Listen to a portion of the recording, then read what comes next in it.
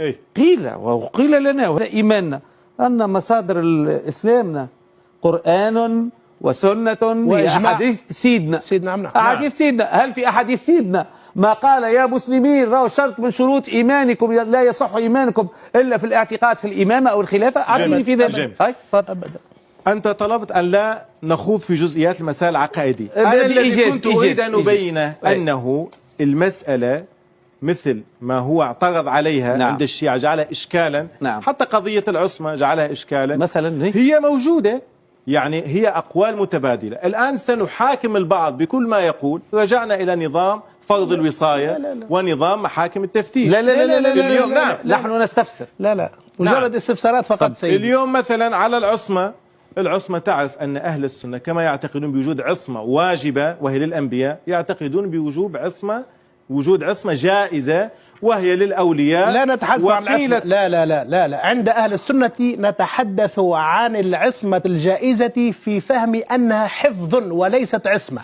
هي اسمها عصمة. الآن أنت حتى العصمة عندنا هي حفظ. العصمة نص قرآني صريح، والله يعصمك من الناس، الخطاب لرسول الله عليه الصلاة والسلام وبقية البشر من سيدنا أبي بكر إلى حضرتي وحضرتك. العصمة الجائزة هي حفظ من ماذا؟ هي حفظ من الآثام، حفظ من إلى غير ذلك. أما العصمة التي الموجودة في الفكر الشيعي فهي عصمة من الخطأ وعصمة كأنها في مرتبة النبوة. تقديس. هذا هو. الآن عندما نقول أن هذا الولي من كان مش مع بعضنا.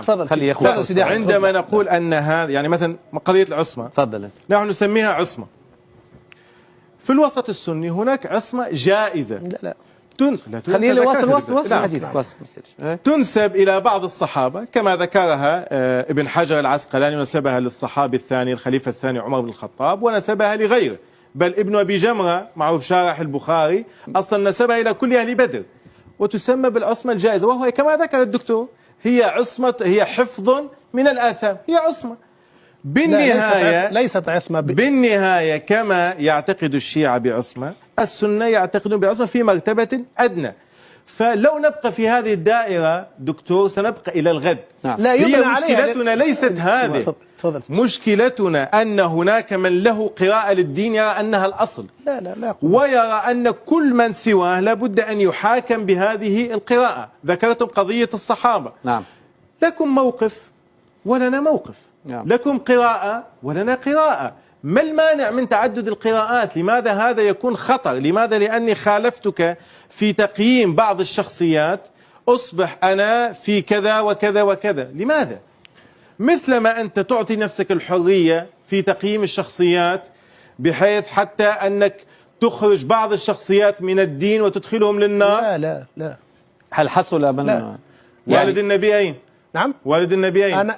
نحن نعتقد اعتقادا كليا كونهما أنتم من؟ نعم أنتم من؟ نعم أهل السنة نعتقد في أن والدي النبي عليه الصلاة والسلام مبرئين من الكفر ومبرئين من الشرك، وهما في الجنة بإذن الله. صحيح مسلم. ونعتقد أن أضيف لك سيدي الكريم لو سمحت أضيف لك أيضا حتى أبي طالب نحن نعتقد أيضا في إيمانه، نعتقد في إيمان أبي طالب. أنت كشخص أو كمذهب سني؟ لا كمذهب سني نتفق على جملة من هذه الأسئلة، حتى وإن اختلفنا. أهل السنة يقولون أبو طالب مؤمن؟ نعم من يكفر أبو طالب هم الوهابية، ومن يكفر أبي النبي عليه الصلاة والسلام هم الوهابية. الآن حديث في صحيح مسلم أبي وأبوك في النار، أبي وأبوك في النار وهابي؟ لا، في وضعية أخرى لا علاقة لها بمسألة وأبوي النبي عليه الصلاة والسلام. من الذي قالها؟ رسول الله عليه الصلاة والسلام. النووي مثلا تقبل بالنووي حكما؟ حتى لا أرضى برسول الله حكما قبل النووي. الحديث في صحيح مسلم أبي وأبوك في النار. نعم شوف اسمع، نحب نتفق على شيء.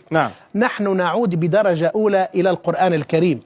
نحن لا نصنف الناس، إن صنفنا مثلا ساداتنا الصحابة هنا أو هناك فدائما وبدأ نعود إلى المرجع الأساسي وهو القرآن. الله سبحانه وتعالى يقول محمد والذين معه، يعني لم يستثني شخصا من بين ما الذين كانوا مع رسول الله عليه الصلاة والسلام. القرآن أيضا يقول لقد رضي الله عن المؤمنين إذ يبايعونك تحت الشجرة. المولى سبحانه وتعالى يقول والسابقون الأولون من المهاجرين والأنصار إلى غير ذلك من هذه التصنيفات الربانية في أنه جمع ساداتنا الصحابة. ونأتي اليوم نقول قراءتي وقراءتك سوف أخرج هذا الصحابي من دائرة سأدخل هذا الصحابي تحت دائرة اللعن وهذا تحت دائرة السب إلى غير ذلك. هنا لابد أن نتفق. ربي يبارك فيك. مسألة الأولى القرآن الكريم. الأحاديث النبوية الشريفة تحتاج إلى قراءة وتحتاج إلى تفسير ولا تحتاج إلى وضع سياقاتها التاريخية إلى غير ذلك. ثم أيضا هنالك نوع من الإجماع المتفق عليه من خلال ساداتنا العلماء عموما.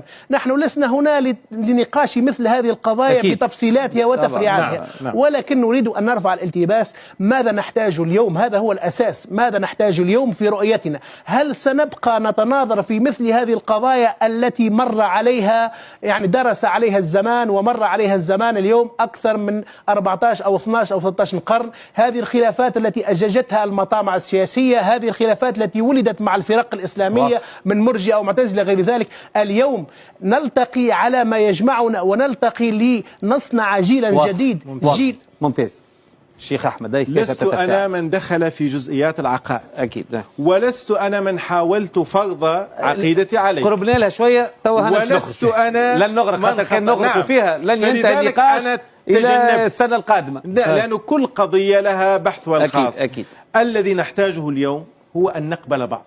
نعم. ماذا يعني أن نقبل بعض؟ يعني أن أقبل بك كما أنت. نعم. لا أجبرك لا على تغيير موقف ولا على تغيير عقيدة ولا على أن تكون موافقا لي فيما أعتقد. أنا أكيد. أخالفك أكيد ولكن جدا. أقبلك أكيد. كشخص وأعطيك الحرية الكاملة في أن تعتقد ما تشاء وأن تمارس عقيدتك كما تشاء. وليست لي مشكلة معك في أن تعتقد فلان في النار أو فلان في الجنة أو في هذا شأنك وقراءتك.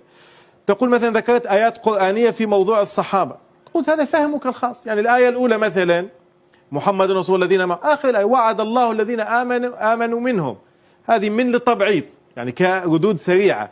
آية البيعة يعني ميز بيناتهم. نعم، وعد الله الذين آمنوا منهم، هذه طبيعية. أنت تشوفها طبيعية تمييزية. نعم، باش ندخلوا العاد للغة العربية. آية السابقون الأولون أيضا فمن نكث، الله أخبر أنه سيحصل نكث منهم. أكيد طبعا. أكيد طبعا. أكيد طبعا. إيه هاي هي هاي شو تسوي يعني؟ هي هيك إذا لا في تأويله هو هذا من لم يؤمنوا بما عليهم من نكثوا. أنا مش حلو. فلذلك من الخطأ إشغال المجتمع بهذه الأمور.